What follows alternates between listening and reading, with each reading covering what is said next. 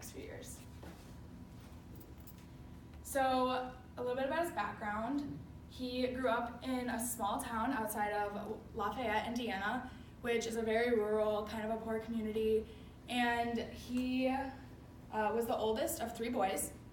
So he kind of led the path in terms of athletics, academics, brotherhood, everything like that. And so he lived in Lafayette, Indiana, and Purdue University is just 30 miles away from his hometown. So naturally, he became a Boilermaker and got his food science degree there. Something that I really admire about him is that he was one of the first people in his entire family to go to college and get education there. And he's taught me just how important it is to have pride in your university and to give back in whatever way possible, whether that be monetary value, or I know for him, we live hours away from Purdue, but he still takes time out of his day to go and teach classes to students all the time because he thinks it's really important, and I agree with that. Later on in life, after he graduated, he started his own family, consisting of 2 daughters, 2 sons, a wife, and multiple family pets throughout the years. So after graduating and after his glory years in college, he moved on to start a really successful career in the food industry. His first job was with Gerber Baby Food, and I'm sure we all know about that, especially if you grew up in the United States. Gerber was kind of a big thing for all of us as kids.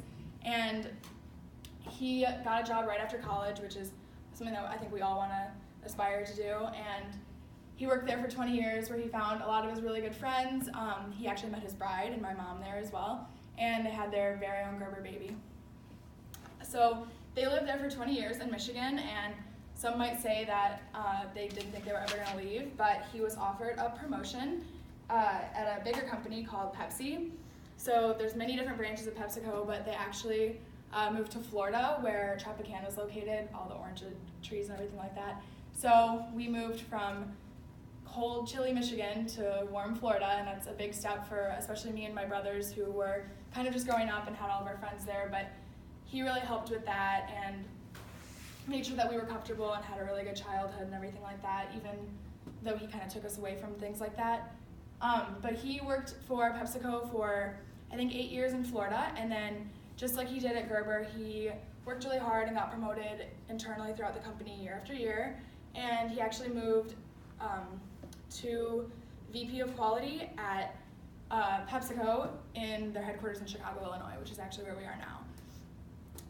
His latest endeavor is that of Matson, which is a really small company located in San Francisco, California, and they are what they call a food innovation plant. So big companies come to them and say, we have this idea, but we don't know how to make it happen, and that's something that my dad really works hard and finds different ways for them to do that. So big companies that they work for is like Jack Link's, Naked Juice, Gatorade, Emerald Nuts, lots of big companies, and he, through his years in the food industry, he's gotten to know a lot of people who come to him and come to this company that's really small, but since they know he's there, they can trust it.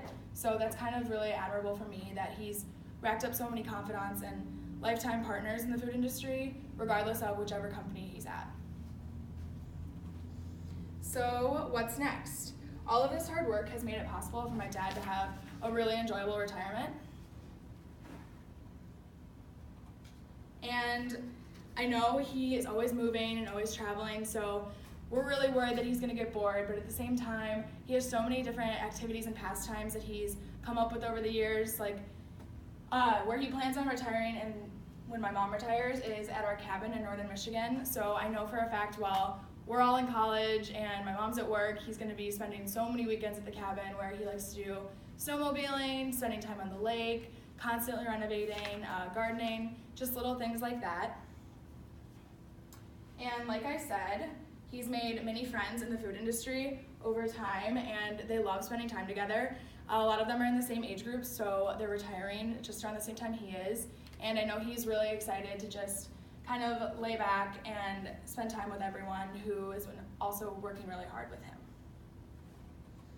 And lastly, All those frequent flyer miles that he's picked up over the years from traveling everywhere are really going to pay off because he loves traveling. We go to places like Hawaii, San Francisco. All of his brothers live in different states throughout the United States, like Arizona and Tennessee. So I know that if he's ever bored, it's just a quick flight to all of his favorite places, and I'm sure he'll be taking advantage of that. So all of this being said, I know he'll find ways to occupy his time in these coming years. He's made connections left and right throughout the food industry, and he's impacted the lives of many. I know his achievements and success will not be forgotten, and it's something that I really admire about my dad. His career path is something that I wish to compete with, and I hope that I can be only nearly as successful as he is. So as we all tell him, retirement is not an end, but nearly a beginning, and we hope he enjoys this new stage. Thank you. Thank you.